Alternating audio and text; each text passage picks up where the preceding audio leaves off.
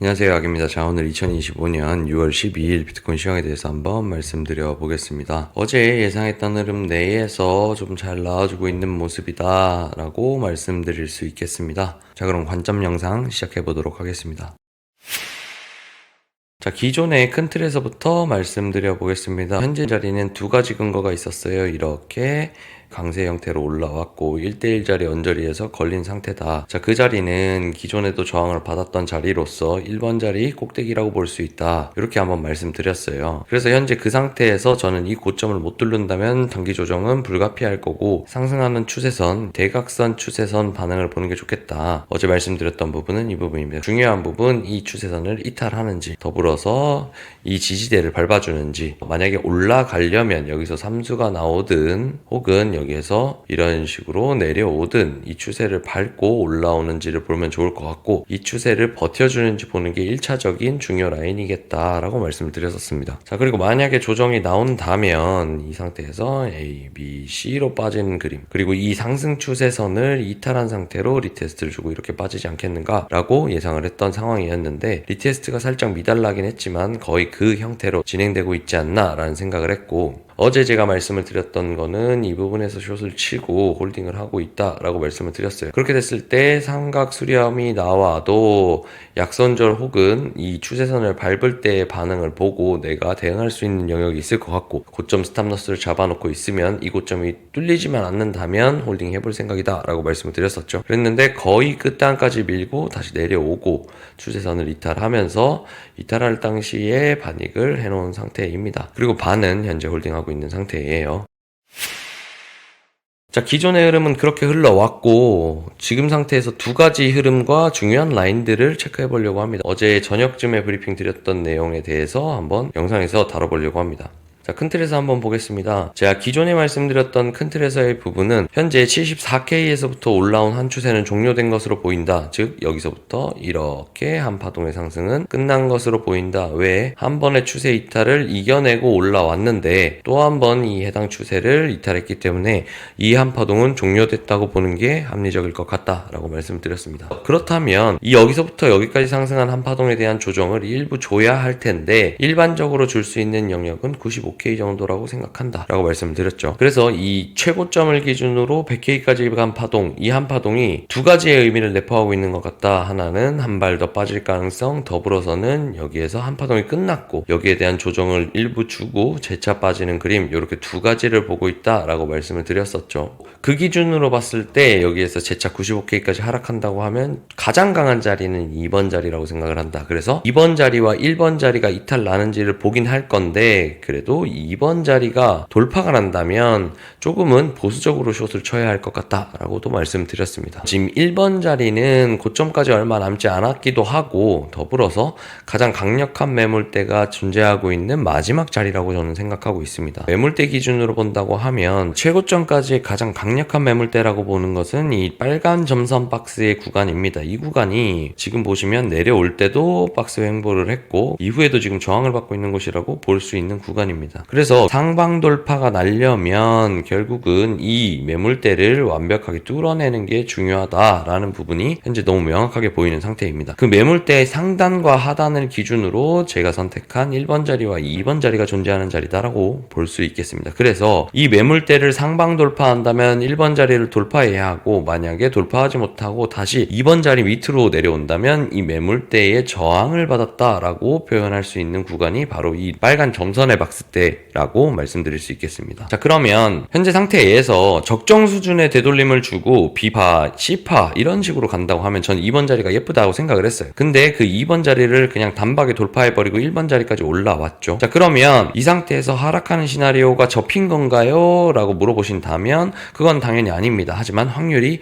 2번 자리에서 저항을 받았을 때보다는 비교적 확률이 낮아졌다 라고 말씀드릴 수 있는 구간에 봉착해 있는 상태다 라고 말씀드릴 수 있겠고, 그러면 아까 말씀드렸던 말씀드렸듯이 아직은 1번 자리가 깨지지 않았다면 한 발 더 빠져서 95K까지 가는 시나리오는 살아는 있다. 그리고 다행히 어제 이렇게 저항을 받아주면서 내릴 부분에 대한 마지막 희망은 현재 진행되고 있다라고 말씀드릴 수 있겠습니다. 자, 그게 기본인데 그럼 변수에 대해서 한번 체크를 해보겠습니다. 요즘 비트 기준으로 봤을 때는 무거운 자금이라고 제가 표현하는 기관들의 자금들이 들어와 있는 걸 알 수 있을 겁니다. 기관 자금의 특성은 중장기적 우상향을 노리기 때문에 비교적 수익 실현이 적게 나오면서 고점에서 가격 조정을 줘야 하는 부분들이 기간 조정으로 밀리는 경향이 있다. 이 부분은 누차 말씀드린 적이 있을 겁니다. 그리고 그 예시로 이때도 들어드렸고 이때도 들어드렸습니다. 그래서 기간 조정으로 응축, 발산, 응축, 발산, 응축, 발산 이런 형태를 만들 수 있다라고 말씀을 드렸죠. 차트는 기본적으로 프랙탈 구조이기 때문에 작은 부분에서 일어난 현상들이 큰 부분에서도 일어날 가능성이 있습니다. 그래서 그 부분을 큰 차트에서 한번 반영을 시켜보면 큰 한파동의 발산이 일어났고 여기에서도 응축 후 재발산이 일어날 수 있는 부분이 충분히 존재합니다. 자, 그랬을 때 어떤 형태로 응축을 할 것인가 혹은 만약에 기간 조정으로 민다면 어떤 형태로 이루어질 것인가를 예상해보는 그림을 어제 방에다가 브리핑을 드렸던 겁니다. 자, 그래서 지금 상태에서는 제가 중요하다고 봤던 이 박스권을 기준으로 자리를 깔아주는 1번 케이스가 있을 겁니다. 현재 1, 2번 사이의 박스권, 즉 이 매물대 내에 갇혀서 동일한 구조로 여기서 자리를 깔고 오른다면 재차 한 번 더 고점을 높여주는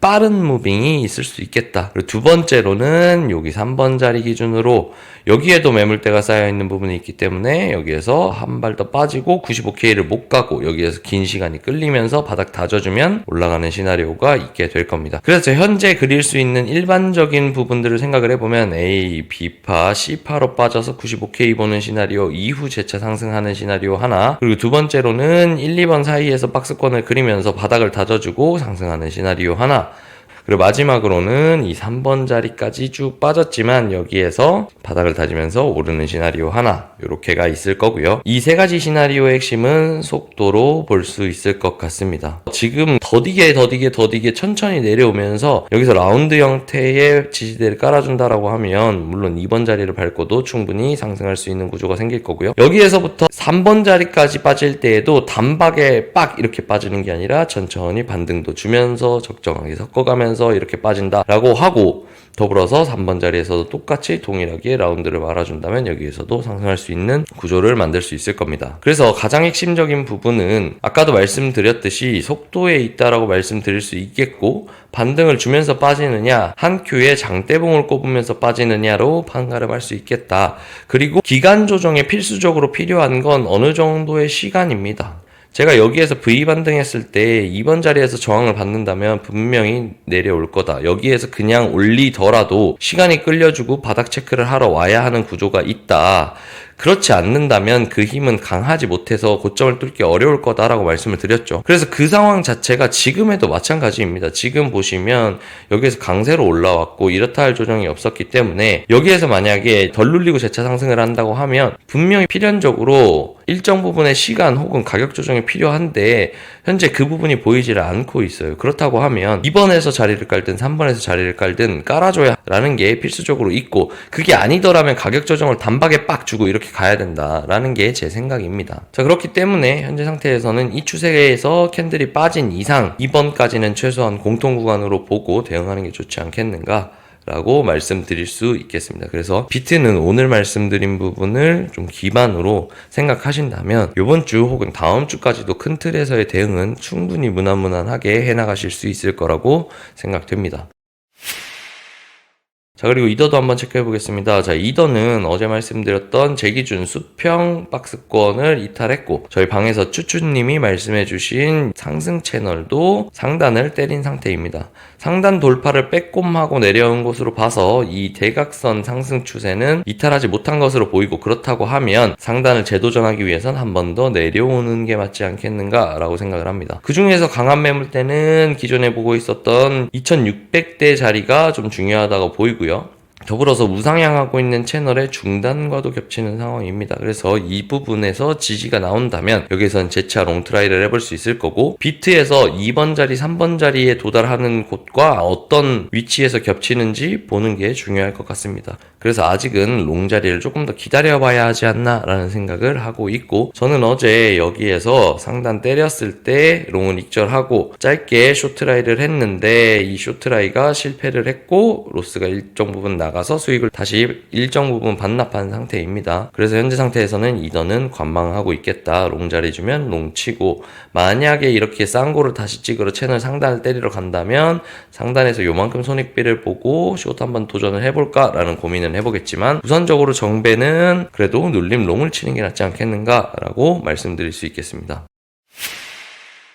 마지막으로 볼 것은 도미넌스입니다. 도미넌스 같은 경우에 두 가지의 체크 포인트가 있습니다. 첫 번째는 이더리움입니다. 제가 눌림롱을 치는 게 유리해 보인다 라고 말씀드린 이유는 현재 추세가 아직 살아있는 이더 도미넌스 때문입니다. 이더 도미넌스가 상승 추세 이후 상방으로 상단을 높여주면서 추세를 살리고 있기 때문에 도미넌스가 좀 상승하고 10%대를 다시 한번 넘겨주면서 아까 말씀드렸던 상승 추세 상단을 뚫고 갈 수 있기 때문에 이 부분에서 숏을 치는 것보다는 눌림롱을 보는 게 조금 더 유리하다고 생각을 하고 있습니다. 그래서 이더 같은 경우에는 이 상승 추세의 도미넌스가 깨지는지 체크하는 게 중요할 것 같고, 두 번째로는 테더 도미넌스입니다. 테더 도미넌스가 쌍바닥을 찍어주고 있는 상태죠. 기존에 봤던 부분은 중요하다고 봤던 이 라인까지는 붙일 것 같다.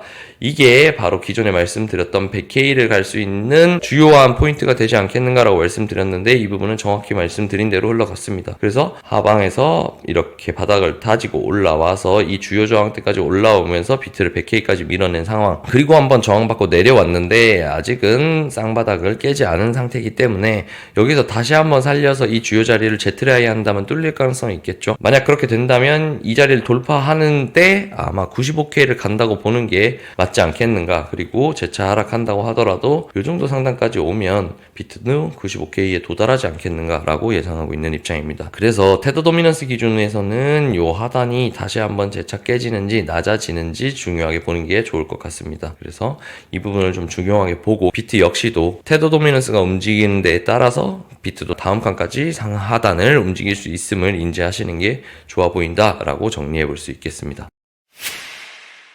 자, 이렇게 오늘의 시황 영상을 마무리하면서, 영상이 좀 길었는데 그래도 오늘은 큰 부분에서의 시나리오들을 체크하고 현재 장의 특성대로 기존에 예시를 들어드렸던 주요 자리까지 다시 한번 내려오고 살려내는 이런 그림들 한번 인지시켜 드리고, 이후에 지금 특성을 살려서도 갈 수 있는지 볼 수 있는 그런 구조들을 한번 설명드리는 게 좋을 것 같아서 좀 길지만 말씀드렸습니다. 그래서 큰 그림으로 보면 조금은 심플하게 정리가 되는 것 같기 때문에 그 반응들을 보면서 매매하셨으면 좋겠고, 제 영상을 참고하시는 분들 같은 경우에는 오늘 이 영상으로 꽤 머릿속이 정리가 될 거라고 생각을 하기 때문에 좀 도움이 되는 영상이었으면 좋겠다는 생각을 가지면서 오늘 영상도 마무리를 하고, 항상 댓글과 구독, 좋아요, 알림 설정까지 해주시는 분들께 너무너무 항상 감사하고 있다는 말씀 매번 전하면서, 자, 오늘도 긴 영상 시청해주셔서 감사드립니다. 오늘 하루도 즐거운 하루 되시고 행복한 하루 되시기 바랍니다. 감사합니다.